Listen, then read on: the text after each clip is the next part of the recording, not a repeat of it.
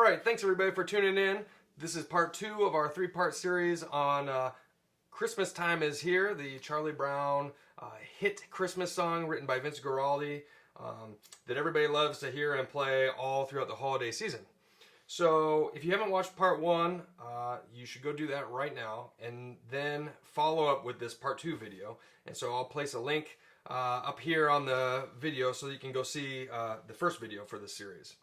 So picking up where we left off, all we're going to do now in this second segment of making our arrangement is we're going to build out what we already have. So in the first video, we talked about playing roots and sevens and the melody note in the right hand and working through the chord changes that way. And so that sounds really good and it gets us so far. And if we want it to sound very small when we're making a little jazz piano arrangement, we might choose to play just 2 and 1, just roots and sevens and the melody in the right hand.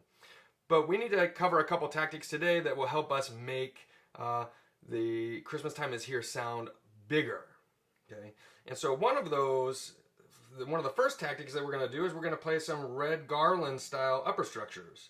And this was all kind of inspired by an Adam Manis video that he posted on YouTube last week, which I love his video content. And so it's got me playing these upper structures all week long. And the concept is that you play the melody in octaves, and then we have a perfect fifth from the bottom. And so what we're going to do is we're going to go from playing roots and sevens in the left hand. We're going to play roots, thirds, and sevens in the left hand this week, and we're going to play root, third, and 7 on the F major chord and on the E flat 7 chord. And for that portion of this tune, we're going to use this upper structure as well. Now notice how I play block or locked hands. So I'm not going like this. That doesn't sound that good. We just really enunciates those parallel fifths, and so we play the left hand voicing at the same time. 2, 3. Now these are also really nice to arpeggiate. If I go 1, 2, 5, 1, 2, 5, 1, 2, 5. So here we go again.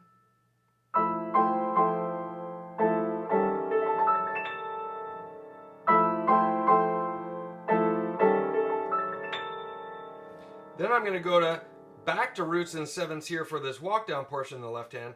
And I'm going to play the melody in my pinky, but I'm going to add the third or the missing note into the bottom of the right hand. So I get... I'm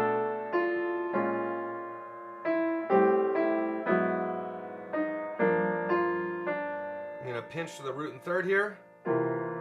Even though it sounds a little rough, I move through it.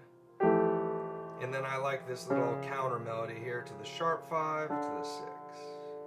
So for the A sections we have... Oops.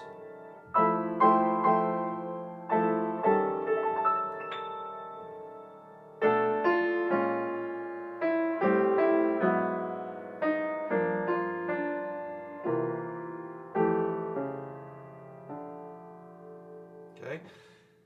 Then, when we're playing 2 notes in the left hand, 2 notes in the right hand, one of the things we can play with is how we arrange the notes, how we reveal those two-handed voicings. And so what I might do when I get to, maybe let's say I'm playing the second lap now, right? And so I want to change it a little bit. So maybe I'll play this again.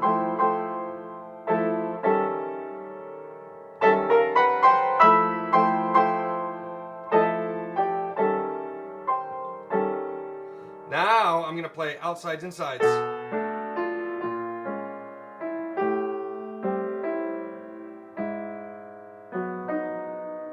Together. Outside, inside, and then maybe all together. Right? And that's one way I can kind of negotiate around a little bit of the dissonance that comes from this melody note here being the sus4. Now, you could opt to just change that to an F7 sus, but I actually like the sound of that crunch. Resolving. Then for the bridge, I'm going to go back to Red Garland style chords. Here.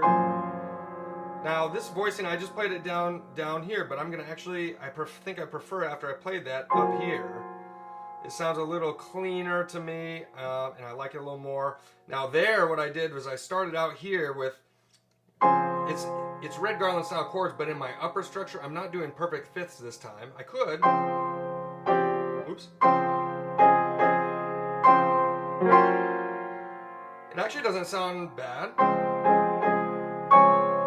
Actually, it sounds really good, but surprisingly, for having a flat 9 in the right hand, and this has got major 7 and sharp 11, but I was going to instead play a more traditional kind of what I would normally play and use a major third down from the top note here on these, and then a minor third here,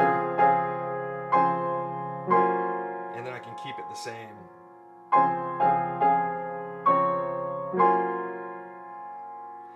And then here I'm going to go back to playing roots and 7s, roots and 3rds in my left hand, and then keeping the missing note here.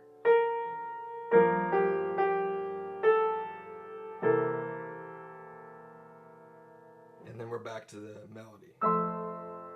So anyway, see if you can work those things into your little arrangement, and we're going to even add a little bit more next week. And I hope that everybody is doing great and enjoying the holidays, even though it's kind of a strange holiday for everybody around the globe. So anyways, hopefully this can give you a little boost in your Christmas or holiday spirit. And yeah, happy practicing. So here's the whole arrangement. Let's see.